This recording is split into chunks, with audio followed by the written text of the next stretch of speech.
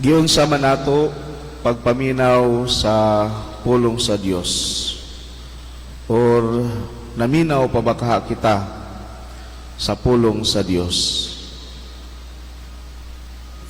Maigsoon, klaro og tataw kaayo ang buot ipasabot sa ato ni Kristo diha sa atong ebanghelyo karon. Human sa iyang sambingay, iyang gisaysay ang kahulugan sa maong sambingay nga mahitungod sa pulong sa Dios nga iyang gisabod dinhi sa kalibutan, ug nagkalain-laing mga klase sa tao ang midawat niini. Sa atong panahon karon, lisod na kayo ang pagpaminaw. Gani matod pa sa mga survey nga ang matao maminaw kutob ra na sa 3 minutes or 5 minutes. Pagkahuman ana, dili na maminaw sa imong gisulti.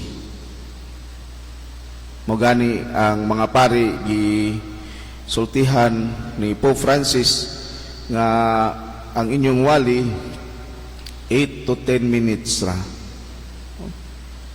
Kay ang mga tao, kung inyong dugayon pagwali, it's either wala naminaw or natulog. Maigsoon, lisod kayo sa panahon karon ang pagpaminaw. Kuna sa tanan, tungod sa atong kabisi sa atong kinabuhi. Usab tungod sa kasaba karon sa kalibutan. Daghan ng mga butang na naghatag kanatog interest. Daghang mga butang nga nagkuha sa atong focus o attention. Manang maglisod kita pagpaminaw sa pulong, dili lamang sa pulong sa Dios, gani bisan sa atong mga kaistorya. Doon ay mga tao nga i-ignore lamang ang atong mga giistorya. Dili sila maminaw tungod kay naa sila laing gihuna-huna. Dunat po'y mga tao nga nagpretend lang nga naminaw.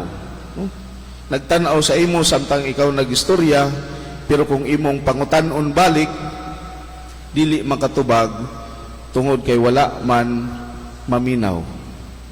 Nagpretend lang nga naminaw siya.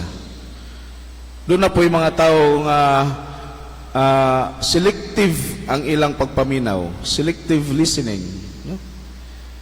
Kanang mga tao gani nga kung maghisgot kag karadyawan, maghisgot kag ayuda, abti kaayo maminaw. Pero kung maghisgot na gani mahitungod sa pulong sa Dios, labi na kung utang na gani ang hisgutan, dili na maminaw. So nagkalain-lain ang atong mga rason, lain ang atong mga hinungdan nga nung maglisod kita sa pagpaminaw. Mga igsuon, kung nahigugma kita sa Dios, kinahanglan kita nga maminaw sa iyang pulong. The first duty of love is to listen.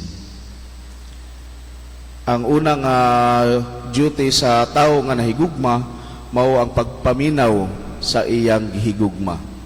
Mano kung nahigugma kita sa Dios, kinahanglan maminaw kita sa iyang pulong, maminaw kita sa iyang mensahe. Tataog klaro ang sulti ka dinhi sa atong Ginoo. Ay kinahanglan atong paminawan ang pulong sa Dios.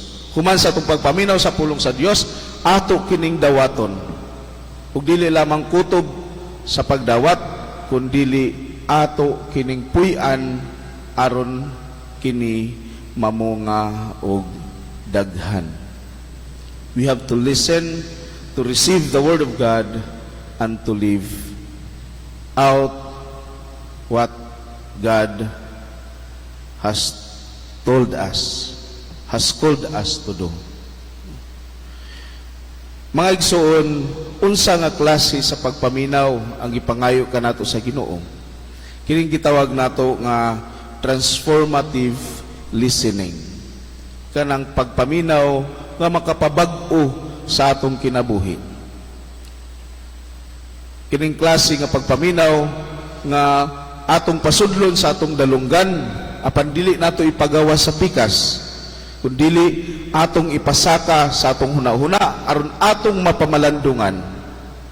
Ug human sa atong pagpamalandong, atong ipakanaog sa atong mga kasing-kasing aron atong puy-an, aron mabag-o kita pinaagi sa pulong sa Dios.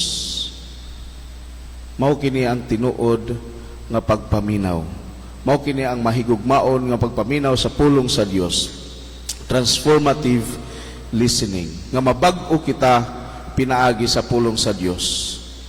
Nga human nining santos nga misa, mugawas kita nga bag-o. Mugawas kita nga adunay misyon, nga buhaton nato atong misyon sa pagtabang ug pagbuhat ug maayo ngadto sa uban. Mga igsoon, at mahisama unta na kita kang San Francisco de Sales ug sa tanang mga santos nga naminaw sa pulong sa Dios, ug wala lamang nila kini gitago ang ilang gipaminawan, kundili ilang gipuy-an o gipaambit sa uban pinaagi sa paghimo ug mga maayong mga butang. Pagpaminaw nga naghatag og daghang mga bunga. Ingana unta kita isip mga Kristiyanos, isip mga tao na nahigugma sa Dios.